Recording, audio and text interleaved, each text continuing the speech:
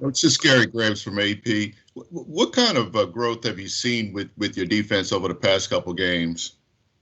Well, the one thing, starting with that Pitt game, the guys came out and executed, for the most part that game, and we tackled well, in certain spots. This last game, I thought that early on in the game, we played really lights out, until that last drive of the half, which was, essentially like a backbreak in a way. It kind of got their momentum going, and and we had some misfits on that screen, so that kind of got the ball rolling for those guys and got a little momentum. But the one thing I see, and you see it today in practice and yesterday in practice and even Sunday, the guys are fighting, man. They're fighting. They're trying to get that edge back. That's the one thing I met with a lot of older guys, and the guy said, "Hey," I said, "What's the difference between this year and last year?" Watching some film and things of that nature, and damn near all of them said, "We're coming off a 2-10 season. We had a chip on our shoulder. This year we got little expectations and we don't know how to handle it. We kind of relax a little bit, and so that's one thing we try to get back this week, man. Is just get that edge back to." To get those guys understanding we still have a lot to prove, and we got to execute to a T. But I see a little growth as far as maturity, as well as just understanding, the defense at times. And but I just love the fight from these guys. They continue to try to show us each and every day. Hey, Bryan, Cameron from the Courier-Journal. Desmond Tell got a start for you guys in nose tackle on Friday. If I remember right, he was here in the spring and was one of the guys you were kind of raving about. Just what went into that decision to start him, and how did you think he looked on Friday? Well, Desmond has been doing awesome for us. He got here this summer, and our motto is this. We're going to play the guys that practice the best each and every week, and Desmond had the best week of practice this past week, and as well as the off week. So it creates competition, and that's one thing we want. We want competition where guys continue to work hard each and every day in practice, to where it's not a given that you're just going to start just because you started the last 8 games or whatever. So, but I thought he did great, man. He had one MA, the whole game, and he was in his gap when he was supposed to be. And that's the one thing in this defense. If you don't fit this defense correctly in the right gap, we'll have some problems, especially if you don't tackle well. But Desmond did a really good job on Saturday, and I just love seeing the growth from him each and every day. He's a fighter, and I mean a true fighter, and we're glad to have him and glad to get him some reps right now as a true freshman. A follow-up to that, what stands out about him on the field when you watch him on film or just see him in practice? He's smart, really, really smart. He understands the offensive line stance and understand where the schemes are going to. So he understands when he needs to be a little bit faster in his technique or be a little bit slower if it's coming to him, depending on where the reduction is. But he's a smart football player, and to play nose in this defense, you got to be pretty smart, but you also got to be pretty strong as well. And he's a strong human being as well. So, but he's come from a good football program, and that football program where he came from really pushed him, and we're just glad to have him in our program right now. Bryan, hey, it's Jody Dimling with Cardinal Authority. Sorry, I jumped in late, but you were talking there about he practiced well and got himself kind of on the field. Are there other guys close that we haven't seen yet that you've seen an uptick with the struggles that some of the young guys may be practicing better? Oh man, I think Greedy Vance is understanding a whole lot better. He's a smart gentleman as well, and he's working his way up as well. You think about Josh Minkins. I mean, he had a heck of a off week, and going against our offense, the young guys, and had 3 picks, in that 1 week. But he's coming along as well, and.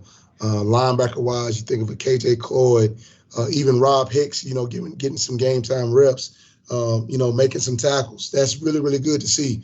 So that's the one thing we'll see from this group is being able to try to get the young guys in a little bit more, and get them some reps, and then hopefully we can get them to grow a little bit faster than we need them to.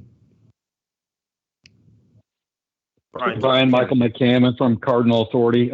We've talked to you the last couple of years, and you've mentioned how this is a multi-year progress as far as getting the defense where you want it to be. Now, I guess maybe almost a year and a half in, What's your assessment on what kind of needs you guys may still have? Obviously, there's probably some need for some size, some depth. Where do you feel like you guys are at this point? Well, I think it all starts up front, Mike, and in order to play any great defense, whether it's in the ACC, SEC, it doesn't matter.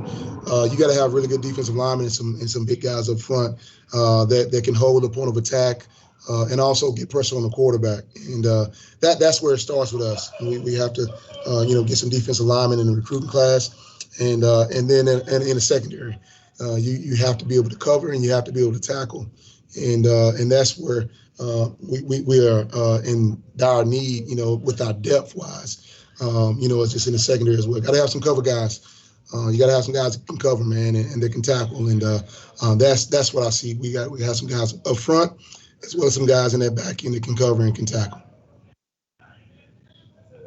Bryan, this came again. Going back to the young guys, Jadarian Boykin, I think, played Friday as well. And you mentioned guys like Greedy Vance and Josh Minkins, and I feel like you guys have mentioned Lovey a good amount of times. As you're trying to get back in the win column, how do you balance trying to get those young guys some snaps, but also trying to kind of obviously make sure you guys get back in that win column as well? Yeah. You got to be smart in that, Cam. You got to pick and choose throughout the game. When is a good time to be able to put those guys in to where you're not putting them into a truly pressure situation. Of course, you don't want to put them in, after a turnover on downs and things of that nature.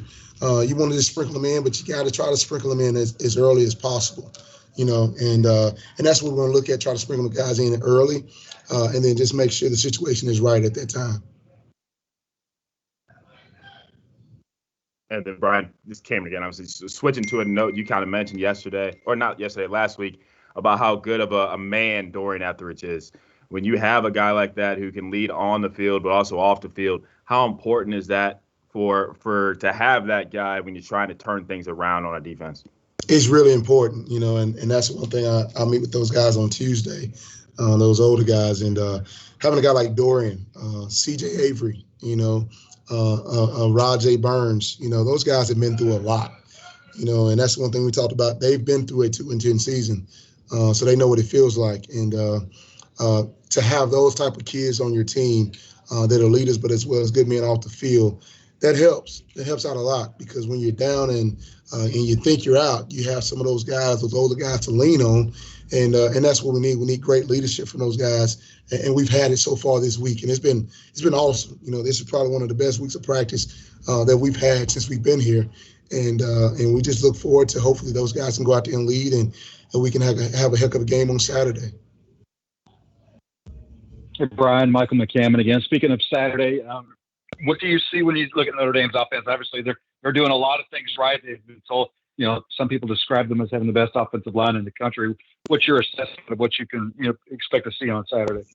Well, just looking at a lot of football, Michael, on Saturdays and things of that nature when we have time, I would agree with those people to say that they're probably the best offensive line in the country. Those guys have been together for a while. They work really, really well together on a lot of their combo stuff. Whether it's, their zone scheme, their counter schemes, their stretch schemes, and as well as in the pass protection. Those guys know each other like the back of their hand. And, that's what you get with an older group that's been together for a while. Those guys have seen a lot of things, played a lot of ball, and those guys are probably one of the best offensive lines in the country, and they do a great job. Any further questions? Yeah, one more for you, Bryan. I know Cottrell obviously didn't play. Cottrell didn't play last week against Georgia Tech. Scott said he'd probably play on Saturday. How's he been kind of getting back into practice? Well, he's getting better. And the one thing, you playing that spot out there, you can't go out there half leg and be about 70% or so. He tried to go game time and just couldn't go. So hopefully he'll continue to get a lot of treatment this week, and he's been practicing. So hopefully we'll be able to see him out there on game day on Saturday. Coach, thank you for your time today. Hey, appreciate you guys. Thank you a lot. And we'll have Dorian Etheridge joining us shortly. Hey, we're doing right here. Man, I don't want my mama see my last interview. Well, hold on. Let me do this thing. Let me put the screen up because you finna walk in here. All right. Now, come on.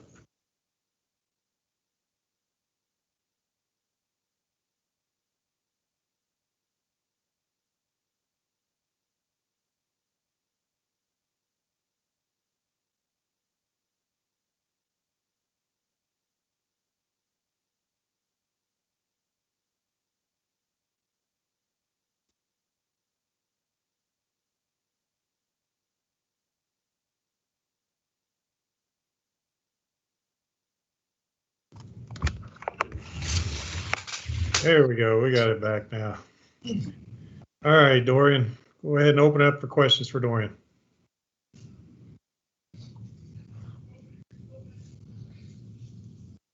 Hey, Dorian, this is Cameron from the Courier Journal. We saw a lot of young guys Friday get some playing time. Destel started to nose. Jadarian Boykin got some time at defensive end. Just what did you see from some of those young guys kind of getting some of their first major snaps of the season? Oh, yeah, they really coming along. I mean, they're buying there early. I mean, I think it ain't going to be nothing but good for them getting those snaps early. Definitely later on in the season to be able to just keep guys fresh.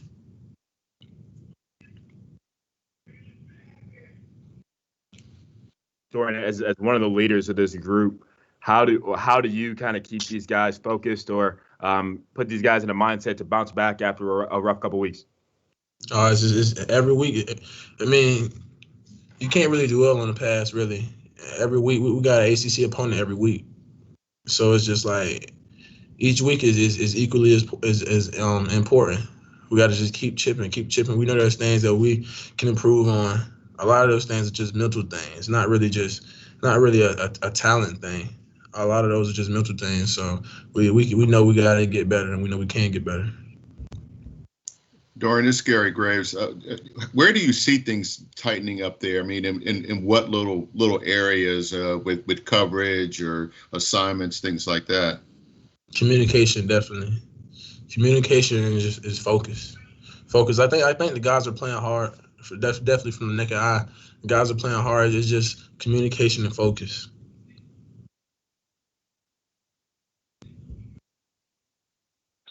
Hey, Dorian, Michael Mccammon from Cardinal Authority. Obviously, a big challenge this week. When you look at Notre Dame on film, what stands out to you about the Irish? I mean, they have a really good O-line, good backs, good tight ends. I mean, they're a good team. They're just a good team. Like I said, they have a really, really good O-line and an experienced quarterback. They can he can make plays on his feet and he can throw the ball exceptionally well. So, I mean, they're a good team.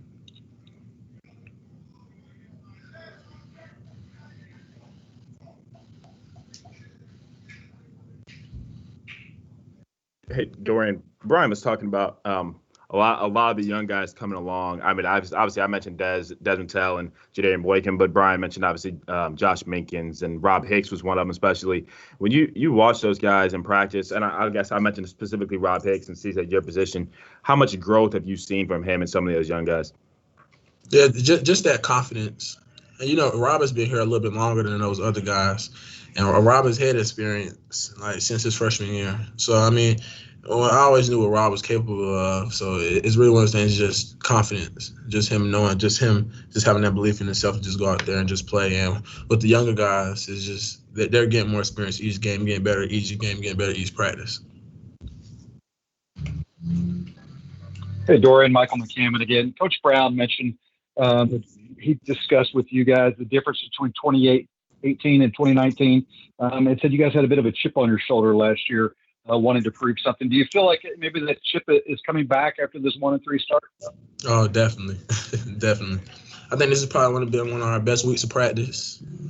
And not just from the standpoint of knowing we have a good team ahead, but just knowing that we're better than what our record shows. We know that we just got something to prove for the rest of the season.